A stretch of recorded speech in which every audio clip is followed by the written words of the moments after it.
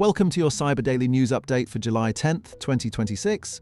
Today's top cybersecurity stories include GigaWiper merging 3 malware families into one destructive backdoor, goddamn ransomware using signed drivers to disable security software, a former ransomware negotiator sentenced for secretly helping attackers, Interpol's Operation First Light netting 5,811 arrests and $293 million in seized assets, AssuranceAmerica exposing nearly 7 million driver's licenses, a zero-day breach at Japanese telco KDDI affecting 12 million people, HalluSquatting turning AI hallucinations into botnet delivery, and Palo Alto networks issuing 13 critical patches. Let's get into it. First up, Microsoft has uncovered GigaWiper, a modular backdoor written in Go that combines 3 separate malware families into one destructive implant. The attack group behind GigaWiper has merged espionage capabilities with remote control tools and full system wiping functions, creating an unusually efficient platform for both surveillance and destruction. Microsoft researchers found that the malware communicates via RabbitMQ and persists through a scheduled task named OneDrive Update, allowing attackers to maintain persistent access while simultaneously destroying evidence of their intrusion. Next, Symantec has identified goddamn ransomware as the latest rebrand of the Beast ransomware family, which itself evolved from Monster ransomware released in 2022. What makes this campaign particularly concerning is the use of PoisonX, a kernel driver with a valid Microsoft signature that allows the malware to terminate security software processes and disable protections while running at the operating system's lowest level. The Hyodina threat actor behind Goddamn has also been using AnyDesk for remote access and credential stealers, showing an organized, professional approach to their operations. Staying with cybercrime justice, a US court has sentenced former ransomware negotiator Angelo Martino to 70 months in prison for secretly helping the Black Cat extortion gang while working on behalf of victims.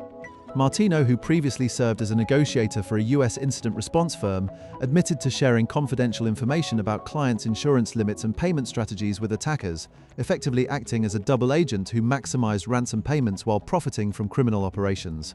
Prosecutors described the betrayal of client trust as particularly egregious, given Martino's position within the cybersecurity industry.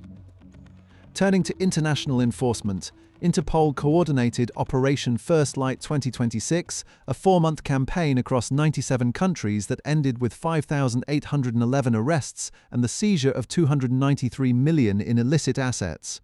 The operation focused on social engineering scams, romance fraud, investment schemes, sextortion, and business email compromise, with investigators blocking 31,014 bank accounts and identifying 152,808 victims globally.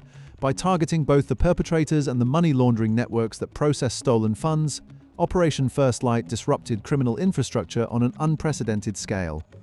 In breach news, US auto insurer AssuranceAmerica has confirmed a data breach exposing nearly 7 million driver's license numbers, making this the largest known theft of American driver's license information in 2026.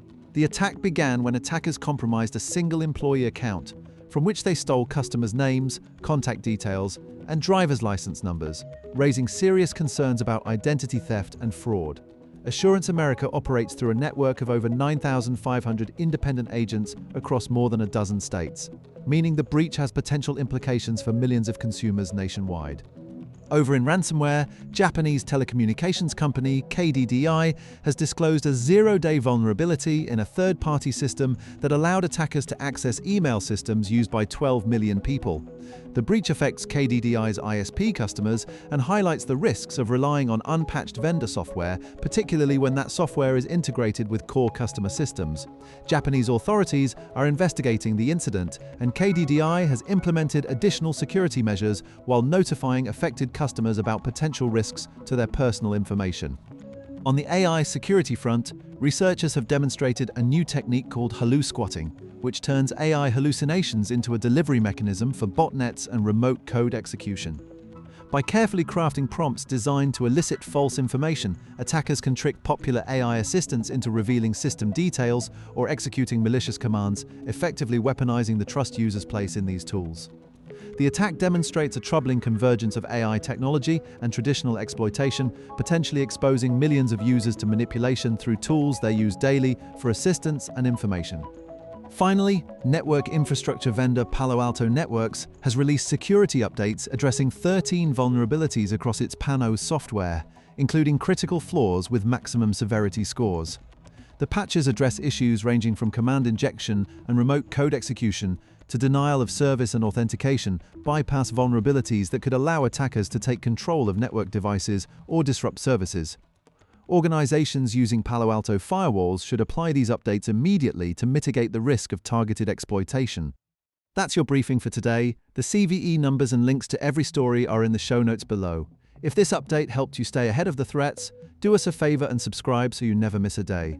You can catch Cyber Daily News on YouTube and wherever you get your podcasts. Stay sharp, patch early, and we'll see you next time.